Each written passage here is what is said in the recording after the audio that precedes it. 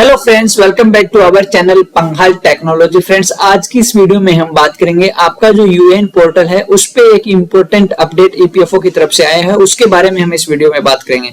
अगर आप चैनल पे नए हैं, अभी तक आपने चैनल को सब्सक्राइब नहीं किया तो प्लीज चैनल को सब्सक्राइब कर लीजिए, बेल आइकन को प्रेस कर लीजिए ताकि जो मेरे आने वाली लेटेस्ट वीडियोज है उनका नोटिफिकेशन आपको टाइमली मिलता रहे। तो फ्रेंड्स, जैसा कि आप सब जानते हैं, पीएफ पोर्टल पर काफी अपडेट्स आते रहते हैं और ऐसे रिसेंट लेटेस्ट अपडेट जानने के लिए आप चैनल को सब्सक्राइब कर लें और मेरी जो लेटेस्ट वीडियोज हैं वो आप देखें। उससे आपको पता चलेगा कि पीएफ ईएसआईसी से रिलेटेड क्या नया आपको आपके पोर्टल पे देखने को आपको मिलेगा। तो फ्रेंड्स, आज की इस वीडियो में जो हम बात करेंगे वो हम बात करेंगे आपका जो यूएन पोर्टल है, आपका यूएन पोर्टल है या कंपनी का जो पीएफ पोर्टल है उस पे एक अपडेट आया है जो पिछले 2-3 दिन से ही रिफ्लेक्ट हो रहा है। यानी कि 22 नवंबर से एक नोटिफिकेशन जारी किया गया है पीएफ डिपार्टमेंट की तरफ से। वो नोटिफिकेशन क्या है, उसका क्या बेनिफिट है, उसके लिए आपको क्या करना है, आपकी कंपनी को क्या करना है, वो हम इस वीडियो में डिस्कस करेंगे। तो सबसे पहले हम यूएन पोर्टल पे जाते हैं और जैसे ही आप यूएन पोर्टल पे जाएंगे तो देखिए यहाँ पे आपको एक न्यू के नाम से ब्लिंक करता हुआ एक टैब दिखाई देगा जहां पे लिखा हुआ है dear member, UN activation by employee is essential for availing online services of EPFO. Please click on activate UN under important links for activating UN. यानी कि ये नोटिफिकेशन उन लोगों के लिए है जिनका UN अभी तक एक्टिव नहीं है। सबसे पहले आपको अपना UN एक्टिवेट करना है। UN एक्टिवेट करने के लिए इन्होंने बताया कि जो यहाँ पे इंपॉर्टेंट लिंक है इसके नीचे जो टैब है एक्टिवेट UN, इस पे क्लिक करके आप अपना जो UN है उसको एक्टिवेट कर सकते हैं। अभी ईपीएफओ यहाँ पे इतना फोकस क्यों कर रहा है आपका यूएन एक्टिवेट करवाने के लिए, इसके पीछे क्या रीजन है उसके बारे में हम बात कर लेते हैं। तो ऐसा नहीं है कि ये जो यहाँ पे आपको नोटिफिकेशन दिख रहा है सिर्फ आपको ही दिख रहा है यूएन पोर्टल पे।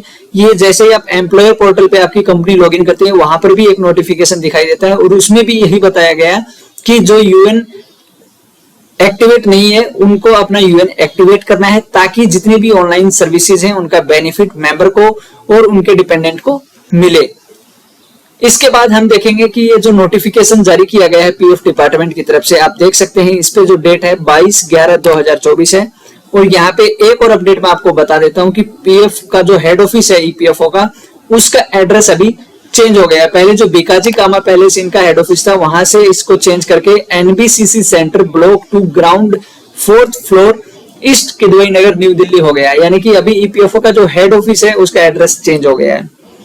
दूसरा हम आते हैं टॉपिक पे जो हम बात कर रहे थे कि UN activation and seeding bank account with Aadhaar for availing the benefit under ELI scheme. What is ELI scheme? Employ linked incentive, employment linked incentive. यहाँ पे एक स्कीम है जो कि 2024-25 का जो यूनियन बजट था उसमें ये स्कीम इंट्रोड्यूस की गई थी जिससे जो एम्प्लॉयर है उनको बेनिफिट मिलेगा। और इसी तरह का जो डायरेक्ट बेनिफिट है उसको लेने के लिए ईपीएफओ यहाँ पे फोर्स कर रहा है सभी जो पीएफ मेंबर्स हैं, सभी जो कंपनी है उनको कि जितने भी आपके पीएफ मेंबर्स हैं उनका यूएन एक्टिवेट करवाया जाए, यूएन में आधार सीड किया जाए और आधार सीडेड बैंक अकाउंट ही यूएन में केवाईसी में अपडेट होना चाहिए ताकि ये तीनों चीजें जब कनेक्टेड होंगी, आपका आधार, आपका यूएन और आपका बैंक, तभी जो डायरेक्ट जो ट्रांसफर होता है अमाउंट वो डायरेक्ट ट्रांसफर हो सकता है। अभी देखिए इस नोटिफिकेशन में क्या बताया गया है।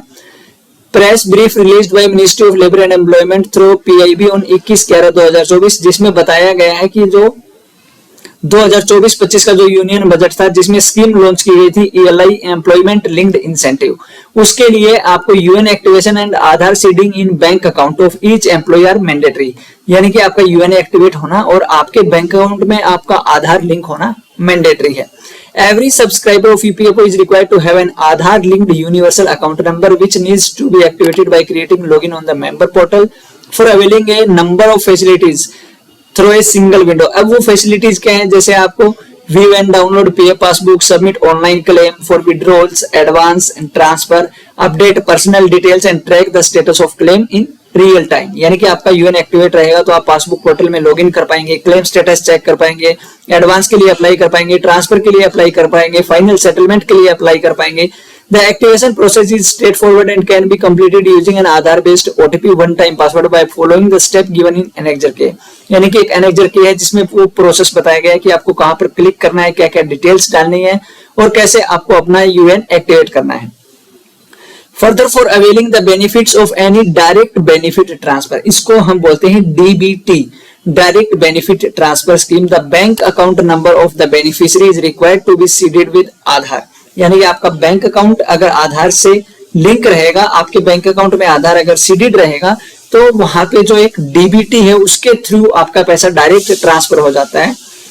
So as to credit the benefits directly into the beneficiary's bank account, direct bank account में क्रेडिट हो जाता है।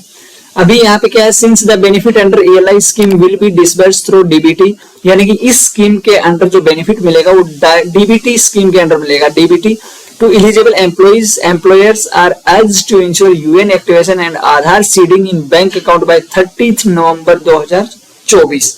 अब देखिए यहाँ पे डेडलाइन दिया है कि जितने भी यूएन आपको एक्टिवेट करने हैं, जो एक्टिवेट नहीं है उनका जो डेडलाइन है वो 30 नवंबर 2024 है। In respect of all their employees who have joined in the current financial year, current financial year means यानी कि जो अप्रैल 24 ऑनवर्ड्स ज्वाइन हुए हैं उन सब का तो 30 नवंबर तक यूएन एक्टिवेट होना मैंडेटरी है।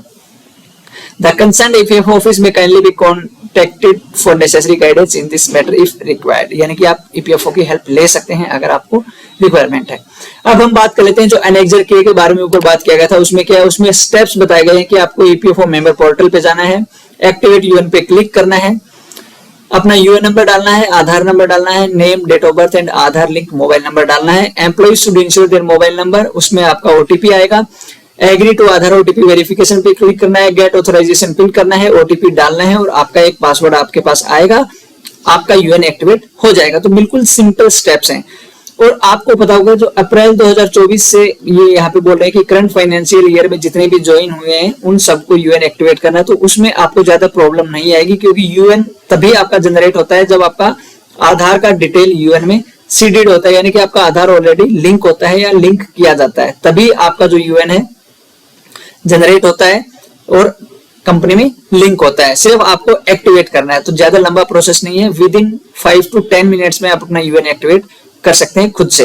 तो फ्रेंड्स, उम्मीद करता हूं ये जो नया अपडेट है इसके बारे में आपको पता चला, आपको ये वीडियो अच्छी लगी होगी। अगर वीडियो आपको अच्छी लगी तो लाइक करो, ज्यादा से ज्यादा शेयर करो और चैनल को सब्सक्राइब करो।